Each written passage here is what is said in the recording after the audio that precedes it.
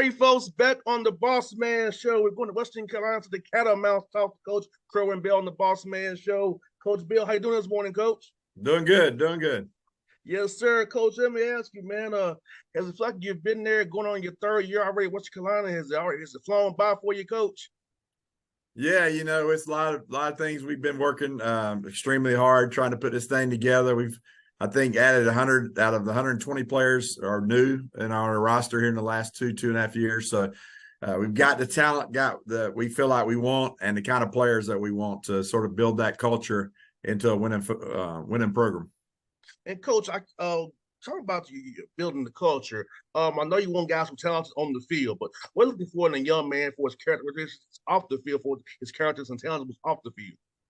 Well, what we do is I tell our coaches, listen, first phase is they got to be good enough, right, physically to win us a championship. Go find me those guys. But then that's just a start for us. I believe talented football teams, and I've been on a bunch of teams, and they were talented, but they never could win the championship, because to win a championship, you got to have character. You have to have leadership. You have to have a lot of other characteristics besides just talent alone. Talent can win you some games now. You can upset a few games here or there, but to do it over a long season and win a championship, you have to have those other characteristics. So we go in, once we identify a kid, that's just a start for us. We're going to make sure he's a self-starter. That's my number one thing. I think too many guys at times we don't miss on talent. We miss on a kid that is in high school. His mom and them's got him up and made him go to school, and everybody's babying him, and all of a sudden he gets here and he's on his own and he's not a self-starter. If you're a self-starter, you can go anywhere and be successful. And so we try to get number one characteristics, be a self-starter, be a guy who wants to be a dominant football player, who wants to do great things, who wants to work maybe on Saturday and Sundays. He's out there. I love getting like videos and Twitter, and I'll get on social media and see guys who are working out. I see guys working out on Christmas Day, man. Them are guys, I love them guys, right? They love the game. They want to be the best. So we try to, I believe I hear people talk about all the time, man, that coach can build culture. No, you build culture by the kind of athletes you recruit. Because look, I can get 120 guys, like right now, 100 new guys plus the 20 we got that we think are good players when we got here. Now we've got 120 guys in that locker room who's creating that culture of greatness, that creating that culture of self-starters. That's what we want. And if you have that kind of locker room, you're going to win championships. And Coach Bell, it's funny you say that because my father after school would have me out there catching passes and running routes after school every day. My father taught me from a 5-year-old on about work ethic and being great and putting in the work in the process. And I feel like too many times young men today don't respect the process of becoming great or enjoying the hearts, like the weight room, the gun, the gases. You gotta enjoy all the process of becoming a great football player. Yeah, I mean, there's a lot of guys want to go out to the clubs at night and hang out, and football, they love it, but it's not a passion, right? It's yes, sir. They love the game day, and it's great to love the game day. Football's a great sport, and it's great on game day. But the true great players and guys who win championships with are guys who, like you say, love the process. They love being with their teammates and seeing how good they can possibly be as individuals and as a group. And that's the kind of guys we want to create. And when you have that in your locker room, you're going to have a great culture. And Coach Bill, talk about how the SoCon is even getting better, man. It's growing, it's getting better week by week, year by year. And the talent is in that conference, top to bottom, is amazing. Talk about that, Coach. Well, I've only been this is my third year, but I tell you what, every year there's going to be a 9-team conference. They all can play. You got to show up every Saturday. But there's also there's a top 4 or 5 that it's not like it's just heavily 1 or 2 teams. It's 4 to 5 teams. The last 3 years I've been here that can all win at the highest level, and they got a chance to win it, and they're good enough to do it. And no difference this year. I mean, we've got, I think, us and 4 or 5 teams that can all go compete at the highest level and be in the playoffs and make a good run. And so it's going to be a big challenge for our young football team to see if we can get it done. Yes, sir. Coach, about kids, man, recruiting the Carolinas, man, so much talent there to get how you can draw a circle around Western Carolina and get down to Georgia, Tennessee, up to Virginia and find talent. Talk about just being in your location and how you can find talented young men who fit what you're trying to build there, those self-starters that you want to have in Western Carolina. Well, we sort of go a little south. We go, we had 3 Florida players when we got here. We got 50 now on our rosters. I grew up in Florida. I played at the University of Florida. And then I coached ball at JU and high school ball in Florida. So I'm well connected, especially South Florida with the coaches. They trust what we do, the kind of program we're going to have. We won at JU, then we go to Valdosta State, and in 3 years we won a national championship. A lot of that was with Florida guys and South Georgia guys. So yeah, we go Tennessee, North Carolina, South Carolina, Georgia, and Florida. And I tell people all the time, if we can't build a championship team in those states, then we're not doing a good job. But one thing I love about South Florida guys, I love them because, man, them jokers do not flinch when they come to college. I think another place you miss sometimes is you get a kid that's in high school and he's always been a dominant player his whole career growing up. He's always been bigger, faster than everybody else. And all of a sudden he gets to the college level and people are hitting him in the mouth and he don't know how to elevate his game. South Florida kids, I've recruited a bunch of them, and never have I had one be intimidated when they get to the college level, because their whole life they grew up around talent. They've had to bust their butt just to get on the field from age 5 and up, because there's so much talent down there. And so that's that we have, and I think reason why we, like I said, because I'd had so much success down there. You take over a 1-10 program, North Carolina kids would look at us and say, well, I appreciate the offer. Let me see if I can get something better, right? You're 1-10. They've been in this state. They've seen us the last few years. And so when we first got here, I'd had so much success with Florida guys, them coaches down there say, hey, if Coach Bell wants you, I don't care if it's at Western Carolina in the mountains, go, because you're going to win and he's going to make sure he takes care of you. And so we had so much success down there getting those kids. And now, because we're starting to win, now we're starting to get these North Carolina kids that are interested. So I think we've got the best of both worlds is that area, like I talked about, is really good football. And I think we got a chance to be successful with that kind of recruitment. Yes, sir, Coach. But I agree with you, Coach. And I saw you, like I said, Kentucky this past week, big win over those guys and out of UAC. Talk about that win, Coach, and the senior guys performed very well on both sides of the ball this past weekend. Well, it's big for us, our program in year 3. I've been able to, everywhere I've been, to win a championship by year 3. So I've told my players they're on the hook to get it done this year. But I know we've passed 2. I built a lot of programs, and there's 2 things you've got to do before you can think about championships. You got to create a roster that can be competitive, right?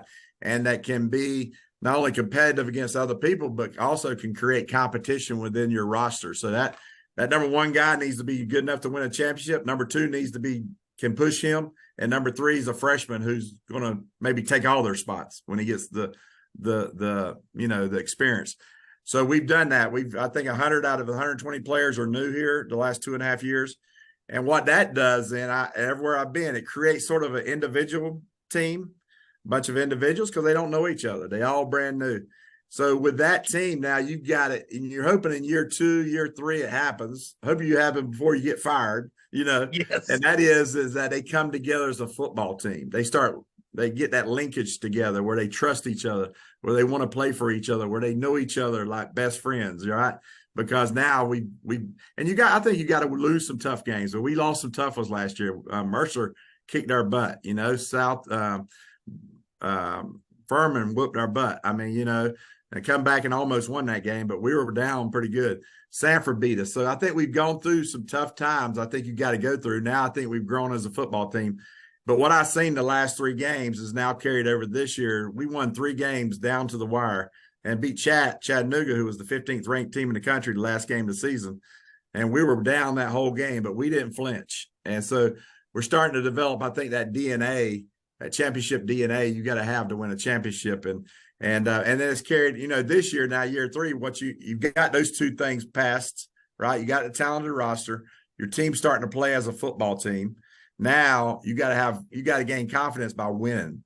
And I think the Sanford game, winning it the way we did, because they won the conference last year, and then to go beat Eastern Kentucky on the road, I think it's been great for us to start the season, to get us going.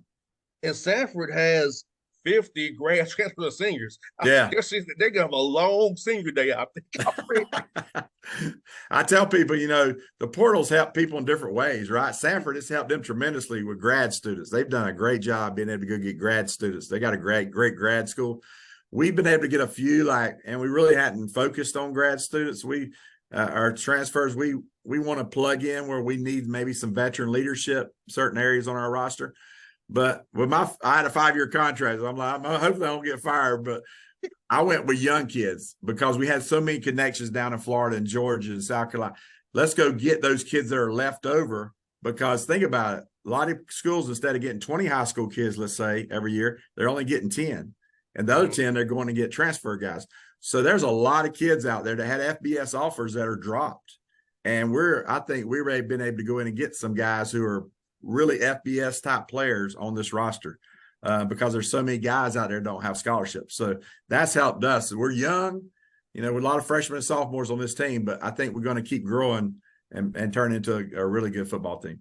And Coach Bill, I think this is probably last year, those COVID guys too, because they're so much older. These COVID guys in the system still. So I feel like this is my last year before normal's out again. So hey, get it while you can. That's my philosophy. While they overlook these great players, get them while you can. Get them going. That's how I see it. Let them look at them older guys. You get them good young guys. Oh, Mr. Carolina. Oh, we in trouble today. Yeah. Well, one thing that's helped us tremendously, I've been making this statement. I think we've got a top 15, top 10 offensive line in FCS football. And the reason is 2 guys who I thought were sure they're going to get NFL looks. NFL's in here all the time looking at them. But they both came back for their 5th year. Maybe one of them was a COVID year. So we've got a really dominant offensive line. I think that's where so these young athletes that are around them, our quarterback's a sophomore. All our receivers are freshmen and sophomores, running backs, freshmen. So, but they are sophomores. So that big offensive line that's really good, I think helps young kids play better, right? Because you're surrounded by that offensive line. So I think that's what's made us, pretty good so far. And Desmond's really enjoying that big offensive line. He's getting to them holes, Coach. I see he's doing his thing out there, Coach. That line you got, man. Let me tell you, Desmond in our second year here, we went 4-6 my first year. The next year, the first game of that following year, he committed to us that early. And for FCS, that's pretty early, right? Fall of his senior year. And Desmond Reed, if you go talk to any high school coach in Florida, especially South Florida, they'll tell you he's the best back or one of the top 2 or 3 that's come through there in the last 10 years. And they're talking FBS backs. They talking about every back that's come out of South Florida. He's that talented. He had FBS offers, but they go in and, see him, and he's 5'8", 175 pounds. And so they drop him. But he's 4'3". He's a ball of muscle. He is one of the most physical backs I've ever seen at his size. And so he's he gives us, he's a superstar, man. We're going to have to hold on to him. He's a tough character. I tell you, he's really good. And he's a guy that you can really, you can hand him the ball, and most backs will get 3 yards out of the situation. He'll get 6. I mean, he's just that good. No doubt, he's really good with reading those gaps and having that integrity to see, okay, one cut here. So I'm watching him. He pops it on film, Coach. He does pop on film. And you'll see 220 line. Watch the film. You'll watch 220-pound, 230-pound linebackers hit him square, and they'll go to their knees. I mean, he's that bit. He's like a ball of muscle is what he is, and he'll bounce off of them guys, and they'll just fall to their knees. I mean, he's pretty special. And he helps out cold too. He gets cold at that security blanket, helps him out as well, and gets cold, feeling comfortable. And I'm seeing Cole getting better, going through his reads, seeing his progression, seeing what he's seeing, because, Coach, and I both know this. Sometimes some quarterbacks lock in on read number 1. He's going through a progression. So you got to do something right there, Coach. Well, we're proud of him too. He came here on a half a scholarship. Cole did. And we brought in a couple other kids, and man, we had to give him a full one after his first year. He played, 4 games, went 3-1 as a true freshman because we had a guy get hurt. But we thought we had something. One thing, you can't really tell. I knew he could throw the football, but I liked him because of his toughness. And I think if you're going to win any championship, that quarterback needs to be a kind of guy where guys love him. Like, they want to play for him. You know what I'm saying? And they think he's tough. They know he's tough. The way he plays, they respect how tough he is, and he gets them to play at a high level. And you can't really, you don't see that as a quarterback, until you get him on campus. But I think he has those characteristics that you got to have as a quarterback to be successful. And so I'm proud of him. Yes, sir, Coach. I love what I'm seeing from him. And Coach, what are you seeing from Charles Southern on film as you prepare this week? And what are you going to have to really make sure you hone in on this week as you get ready to play those guys this Saturday? Well, listen, I first of all, the coach, I coached against him. He was at Albany State when I was at Valdosta. His teams are well coached. They play hard, and you see that on film. Their defense gets after you.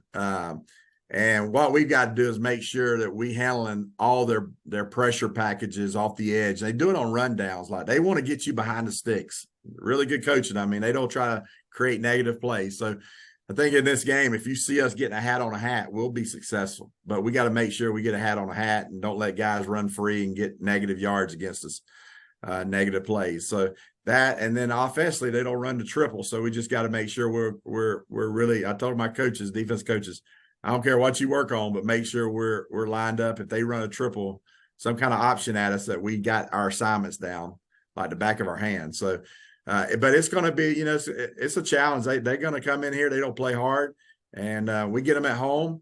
We got to make sure there's no leftover from the last 2 weeks. And I don't think that, man. I love this team. They love to play on Saturday, but I think they're that team. And I think it's, again, who we recruited. But they love the process. Like, they love to see how much better they can get this week than they got last week. That's what we talk about. Let's just be 1-0 this week. Let's see how much better we can get this week than we were last week. And they love that process. So I think we're going to be ready to go play a good game. And Coach, about against Coach Bell, like, for you, at what point in your career you decided you want to get into coaching? Because I told my father is a coach, and I seen what he had did his career. So for you, like, when did you decide you wanted to help young men and become a coach?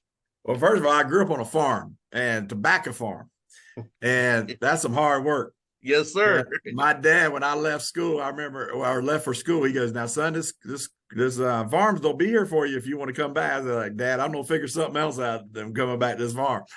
It's too hard at work." But I went through college. I walked on the University of Florida. I just wanted to play ball, right? And I didn't know what I wanted to do academically or other than playing football. So I actually got my degree in psychology because it was a broad degree. Had no idea, and never thought about coaching. For some reason, I love ball. I love, all the different sports, but never thought about coaching. Got drafted by the Miami Dolphins and was with the Atlanta Falcons my first year. Then Buccaneers. That offseason with the Buccaneers, my second year, I tore my ACL playing pickup basketball. Wow. On the offseason. So I tried to rehab. They let me try to rehab, but without the ACL, they failed me on my physical like in June. So I called Steve Spurrier at the University of Florida. He just got the job there in 1990. And I said, "Coach, I need a job. I'm going to miss a whole year of football." They cut me. Tampa Bay cut me. So I had reconstruction knee surgery, and I went there and coached as a GA. And that's when I fell in love. Said, "Man, this is what I want to do." I seen almost, to me, coaching wasn't nothing great when I first, when I was thinking about it in college and stuff. But 2 years after college, I go to Coach Spurrier, and I seen almost perfection on the field. Like, his passing attack was like just the precision and the timing and the routes and the spacing. Man, that interests me so much. It got me to say, this is what I want to do. Well, dumb me, I should have stayed in coaching then, but I went back and played another 10 years after I got healthy, and then wound up didn't get into coaching until 2004, somewhere, or 2001.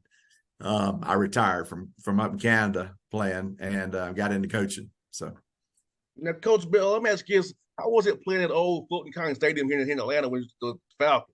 How was that? Well, let me tell you one story. Chris Miller was our starting quarterback. You remember Chris Miller? He was from Oregon State, I think. I was 4 years old in '88. 80. Well, this is '88. Okay. Yeah. But we played. I remember being at Fulton County Stadium.